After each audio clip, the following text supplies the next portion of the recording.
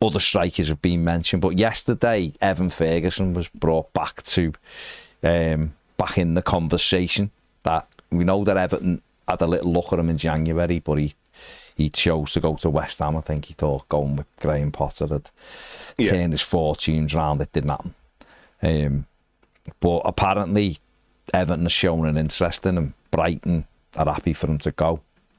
This is a player who a couple of seasons or 18 months ago people were talking about being the first £100 million centre forward, and he's only 20. Is he? Still. He's had injuries, and obviously that's curtailed what looked like an upward trajectory for him. But he's a big lad. He's definitely got ability. He has lost his way a little bit. Normally that's the David Moyes trait of people who've lost their way a little bit, getting them back on track.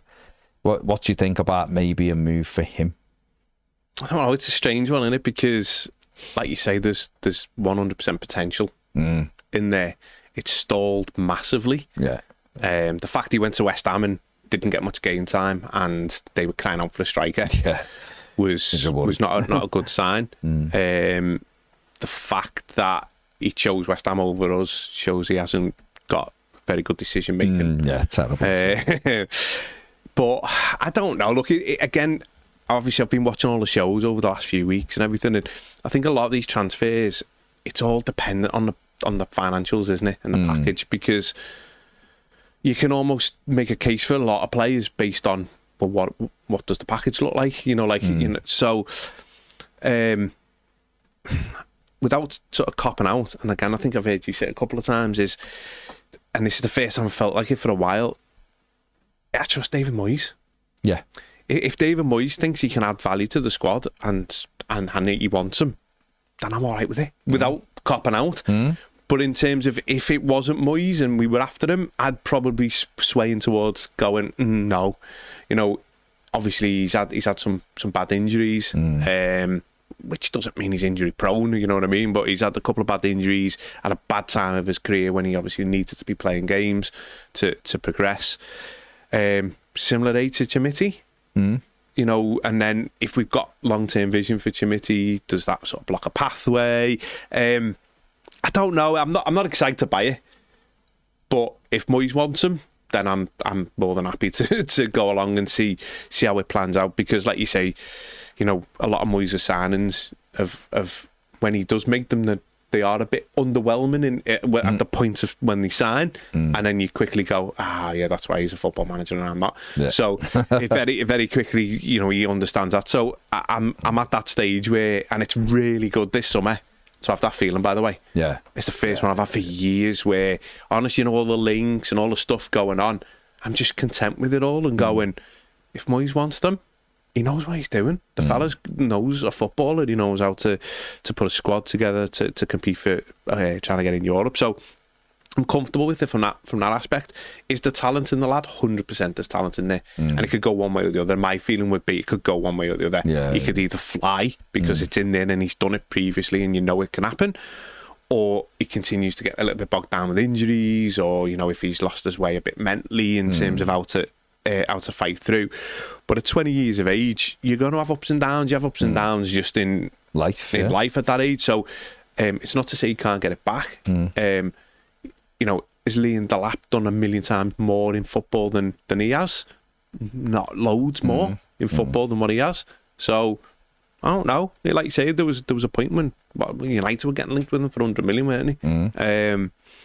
So there's a player in there. I wouldn't be over the moon if we signed him. I wouldn't be like, I'm made up, we've got him, but I would be content with it and thinking, well, he's got a plan and a vision for it, so that'll do for me. So without sort of copping out, that's where I'm at. It's hard with all the signings, I feel like that, or do all the players we're linked with. The Grealish one, if Moyes wants him, then happy days. And to me, if you're bringing in a footballer who can get you off the edge of your seat, I want to be entertained. We've had years of not being entertained, and I want to go the game and have a few more players than just the one or two in the squad who excite you. So those type of signings and players will we'll just add to the squad. So, yeah, look, obviously there's sort of other young sort of foreign strikers that you watched your reviews for strikers that we could be going for. And the reality is, once I've watched that, I'd be more excited by probably all of those over Ferguson. Yeah. But the reality is, if Ferguson was doing what he'd previously done abroad, would we maybe think a little bit different? I don't know, because I'm more excited about those players that you've mentioned on the thing, but I'm being dead honest, I didn't know any of them. And then obviously you do the old thing and get a few YouTube clips and you think, oh, hello. So yeah, be interesting to see what happens, because the reality is, if Calvert-Lewin, which obviously looks likely, doesn't sign a contract, you would imagine Timothy obviously needs a loan, then we're going to need two anyway. So it might be Ferguson and another, potentially. What's your thoughts on him? Yeah, got 13 Premier League goals and 68 appearances. Not all of them, obviously, starts. I think a couple of years ago, he got double figures, didn't he, in the Premier League at 18 when he first come in, and he looked like you were looking and going, they've done it again, Brighton. Yeah. Here's another one. You know, he's 6 foot, I think. He looks powerful. But yeah, the injuries have sort of stopped him dead in his tracks. And it's a bit like what's happened with Timothy, isn't it? Yeah, but obviously Timothy wasn't at that level, but I mean, he's had a year. The year without playing. I think the worry, like you just said, is he went to West Ham and they had no goals in them, and he went with his old manager. That's the red flag for me. That's the part. But he didn't, I suppose, with Potter, he didn't really play under. It was the Zerbi, really, wasn't it, when he had his best season? But don't know. The fact for me is that West Ham had no one and he still was sub. Yeah. You know, remember when they coming through with Goodison? They had nothing up front and he was on the bench. And it was like, they had Jarrett Bowen, who's wasted as a striker. He's better wide, he's more dangerous wide. Yeah. And you were like, why haven't he used Ferguson through the middle? And if he's not getting in then, and that was in March and he'd gone there in January, you'd expect him to be fit. The first couple of weeks, you're getting up. So, but there's definitely a player in there, 100%. The ability's there. I think the thing is, though, as well, as you know, with, like I say, at that sort of age, you've got to sort of remember the age. They're still developing, aren't they, as footballers? And like, if he's not necessarily fitting into what the system is that West Ham, and obviously I'm not watching West Ham, so I don't know what they're playing. But if Moyes identifies him and the recruitment team identify him as to fit in with what they want to do, because when I have watched them play before the injuries, he was the all-round package. As in, you know, at the minute we've got Calvert-Lewin who can hold the ball up but can't finish, and you've got Bet who can't hold the ball up, although he's improving massively at that and can finish. I felt like he's a bit of both. Yeah. So, and I'm with a bit of pace as well. Got the physicality and stuff. So, you know, if you were going through the old sort of the statistic way of going, has he got this, has he got that, he probably ticked pretty much all those boxes from a physical attribute and a football thing. I suppose the other side, it's the mental side, isn't it? And just going, is he in the right? Is he fit? Yeah, is he in the right place? I think for me, if Everton, if you offered me him or Tierno Barry, I'd take Barry. And so would I, and I've never seen him play. Exciting. And, no, but it's mad, isn't it? Or Evan Gessan, who we've done. Yeah. He's sharp and plays and is complete. I watched your striker show and I wanted Evan to sign them all. Yeah, so there you go. No, but and he wasn't in who we picked. Yeah. So with Everton, and this is really unlikely, but if Everton said we're loaning Timothy, I thought you were going to say if Evan had watched your video then. Well, I'm sure they Get the recruitment team on it. They should do. I'm sure they have. If Everton said, right, the plan is Timothy's got to go and play games. Yeah. And I think it is, because I think David Moyes can see something in him, but just hasn't got the games in his Yeah, he wasn't bringing them on, was he? Not at the end. Yeah.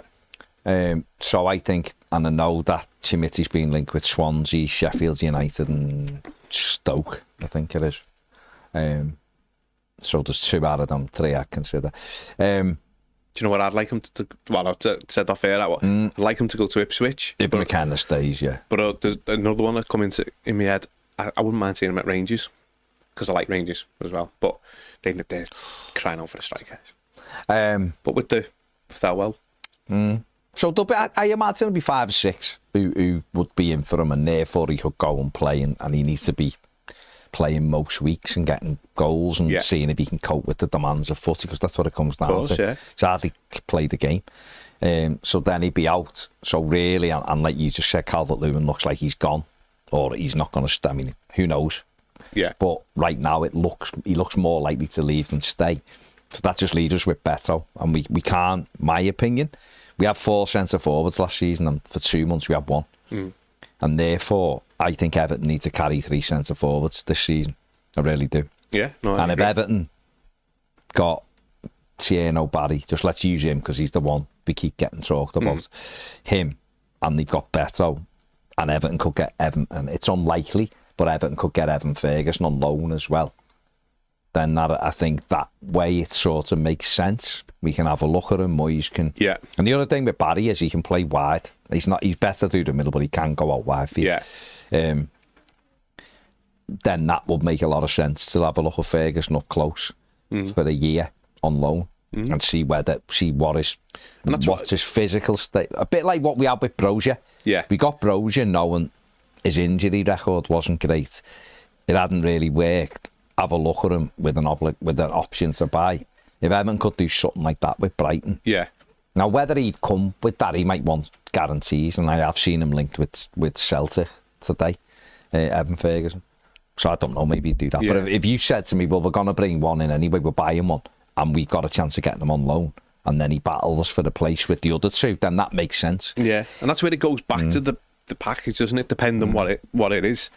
Because I think a lot of these players, if it's a loan with an option, you could pretty much, they all make sense with a loan and an option, because you've got no risk, have you? Not really. But I like the option at the end, because if you do really well with them and they fly, then you want to be able to keep them with the club, so you're not back in the same position the following season. Months, yeah. I think. But if you looked at it like this, and I'm someone who's championed Beto all season. Yeah. You know, even when my co-presenter was very much against the idea of Beto. But Beto's got 2 years left on a deal, and therefore Everton, if that Everton did get an Evan Ferguson in with a Tierney Barry, then next summer you've got a couple of decisions to make. One could be, how good's Chimiti done? Are you confident Chimiti's coming back in and he's in there now? Therefore, and if Evan Ferguson did well enough and the fee was thing, you might be going, well, Beto's 28 now, nearly 29, and we'll get a fee for him because he's only got a year left. So we've either got to offer him a new deal or we sell him, and you could turn it round that way. Whereas Chimiti and Ferguson are with Barry next summer, and next summer you would have a 21-year-old, 2 21-year-olds, and a 23-year-old as your main 3 strikers who were all experienced. Be a good and that position would be good to be for in. the squad. Be a great position. But like you say, I think if Everton get him, like you, I'd be thinking that's a good signing because he's an extra player in there. I think he's done it in the Premier League. Can we get the best out of him? David Moyes obviously confident he can do well for him. You look well, at it depends on it, doesn't it? Like, would I want Everton to go and buy him for 30 million quid? No. Yeah. Do you know what I mean? So, and this is the thing where it comes down to what's the package and what does that all look like? I think for him, looking at it from his perspective, he'll probably want somewhere who are going to play him only. And we probably can't give him any guarantees. You'd imagine so, but the reality is there's probably not loads of Premier League clubs that would currently guarantee him playing. I wouldn't have thought. Unless it's maybe promoted. A couple of promoted. Leeds or maybe, I don't know, Leeds, Burnley. But the reality is he shouldn't be guaranteed to play anyway. He needs to earn it, doesn't he? But no, it'd be interesting. Like I say, I'm sort of looking forward to this summer because I don't need to sort of be a little bit stressed by it. I just feel confident.